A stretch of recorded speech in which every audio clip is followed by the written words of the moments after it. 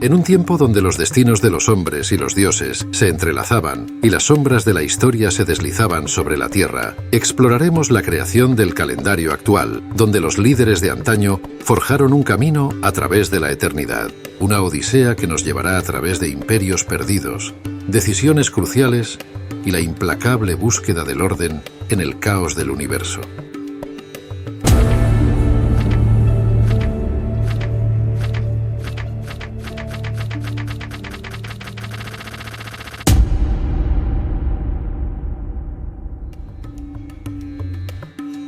Los primeros pasos del tiempo.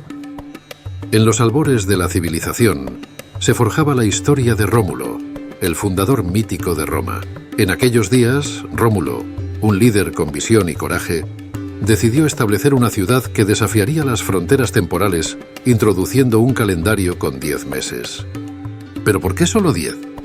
La decisión de Rómulo de adoptar un calendario con 10 meses se tomó en la necesidad práctica de estructurar la vida cotidiana en su creciente comunidad y su deseo de organizar el tiempo en su nueva ciudad.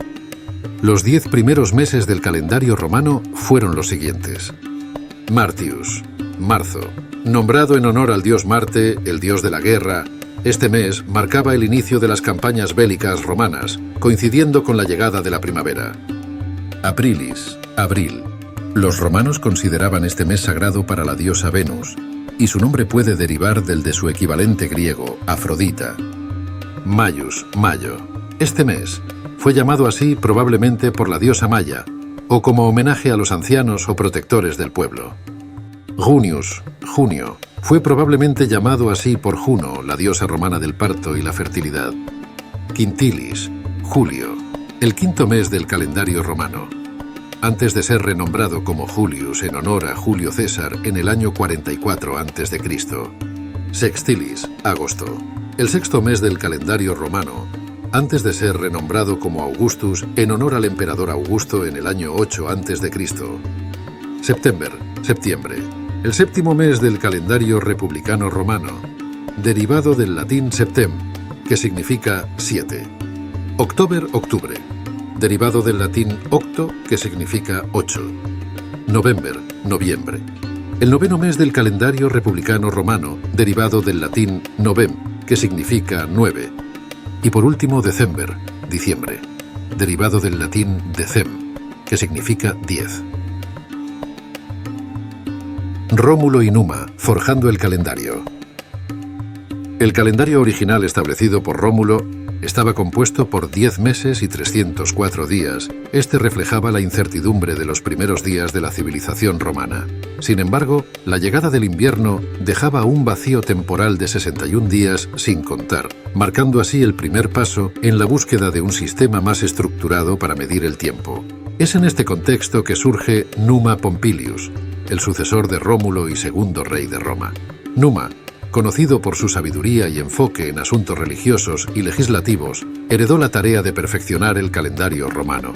Con un ingenio práctico, Numa agregó 2 meses adicionales, enero y febrero, para llenar el vacío invernal y completar así el ciclo anual. La elección de enero como el primer mes del año tenía un significado más allá de la simple necesidad de llenar un espacio temporal. Este mes lleva el nombre de Jano, el dios de las puertas y los comienzos en la mitología romana, simbolizando así el inicio de un nuevo ciclo. Pero, ¿por qué febrero entre enero y marzo? La respuesta nos lleva a que febrero se colocó estratégicamente entre enero y marzo para marcar la transición del invierno a la primavera. Pero, ¿por qué febrero y no un mes con más días?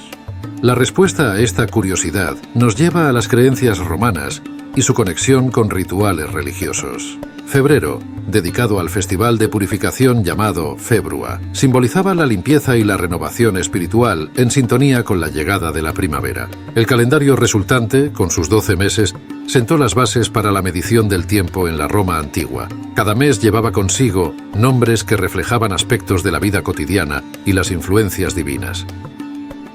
Julio César y el desafío del desajuste.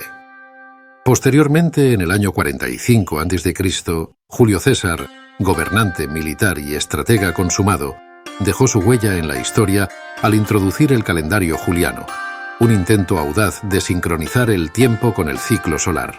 Este nuevo calendario se basaba en el año solar de 365,25 días, una aproximación más precisa de la duración real de un año comparado con el antiguo calendario romano.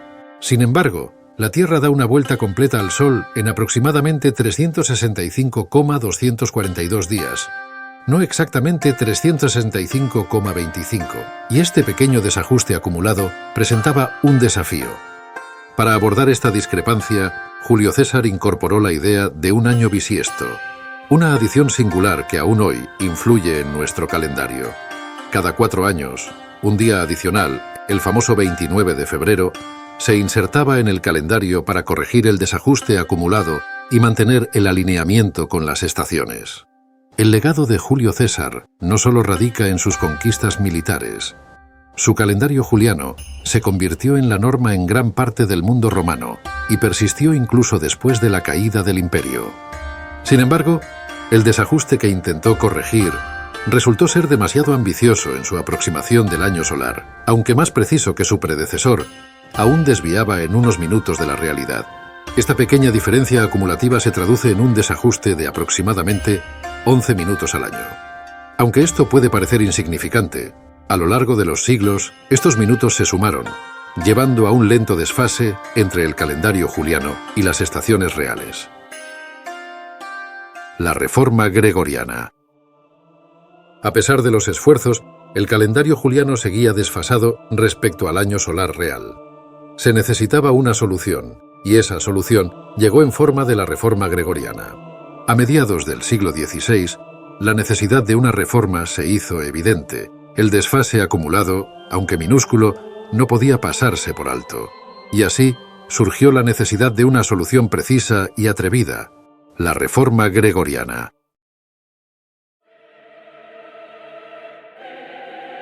El Papa Gregorio XIII lideró la Reforma Gregoriana en 1582, con el fin de eliminar esta diferencia acumulativa de aproximadamente 11 minutos por año. En la esfera eclesiástica, donde la precisión temporal tenía implicaciones litúrgicas y astronómicas, el desajuste no podía pasarse por alto.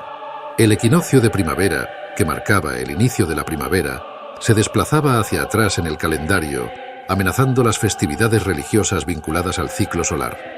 Fue en este contexto que el Papa Gregorio XIII decidió abordar el desafío temporal eliminando 10 días del calendario juliano y ajustando la regla de los años bisiestos. Curiosamente, la implementación de la Reforma Gregoriana dio lugar a una curiosidad temporal.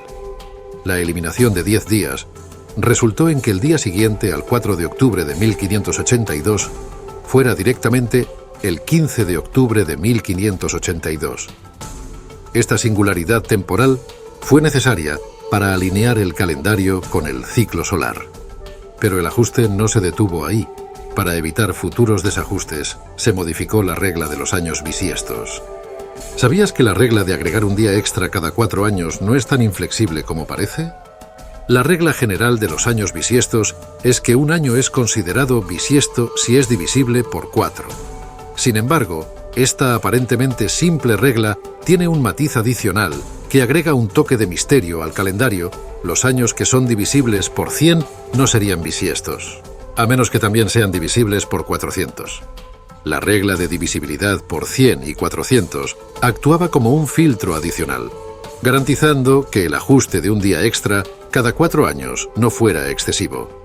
Pero aquí es donde surge la curiosidad. Si un año es divisible por 100, entonces no se considera bisiesto, a menos que también sea divisible por 400. Hoy en día, el calendario gregoriano es el calendario estándar utilizado en la mayoría de los países del mundo. El impacto global de la Reforma. Tras la Reforma Gregoriana de 1582, no todos los países la adoptaron de inmediato, y la transición fue gradual. Países como Italia y España fueron los primeros en adoptarla.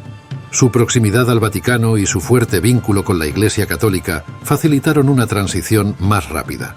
Sin embargo, la adopción en otras partes del mundo llevó tiempo, reflejando la resistencia al cambio. Por ejemplo, Rusia, un país con una rica historia y tradiciones propias, decidió no implementar la Reforma Gregoriana hasta 1918. casi 3 siglos después de que la reforma se introdujera en el resto de Europa. El legado del calendario gregoriano. Hoy en día, el calendario gregoriano es la brújula temporal universal, pero su historia aún se desarrolla, ya que los científicos continúan refinando la medición del tiempo y explorando ajustes en la estructura calendárica para adaptarse a la complejidad del cosmos. Y así concluye nuestro viaje a través del tiempo. Un recordatorio de que el tiempo, aunque medido por días y meses, sigue siendo un misterio que nos conecta con el pasado y nos guía hacia el futuro.